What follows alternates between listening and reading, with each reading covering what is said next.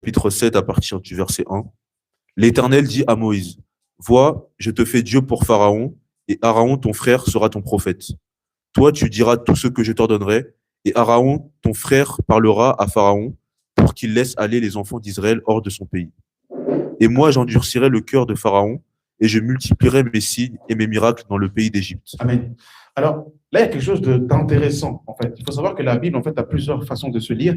On peut lire dans un sens littéral, mais il y a toujours, en fait, une pensée. Il faut savoir que le Seigneur va dire à Moïse, dans Deutéronome chapitre 18, que je leur susciterai un prophète comme toi. Il faut savoir que Moïse est le prophète qui préfigure Christ. Et on a vu ici que le Seigneur va dire à Moïse, je te ferai Dieu devant Pharaon. Et Aaron sera ton interprète.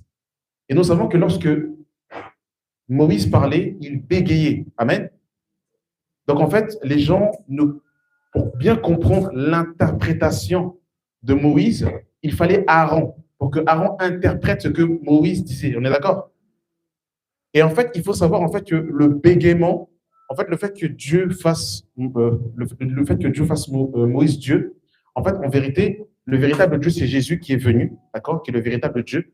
Mais quand Jésus est venu, donc quand Moïse est venu et qu'il a donné sa parole, en fait, la parole de Jésus est comme les bégaiements de Moïse.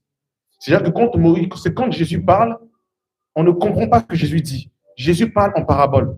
Maintenant, Aaron, c'est le Saint-Esprit, et vient interpréter, oh j'aime ça, les paraboles de Jésus pour que tu comprennes son langage. Gloire à toi, Seigneur.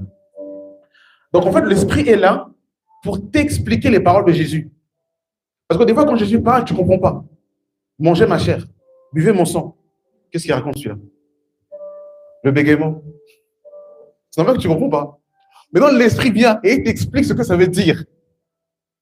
Il faut que tu manges la parole. Il faut que Christ soit en toi. Il faut que tu aies la vie de Jésus en toi. Amen.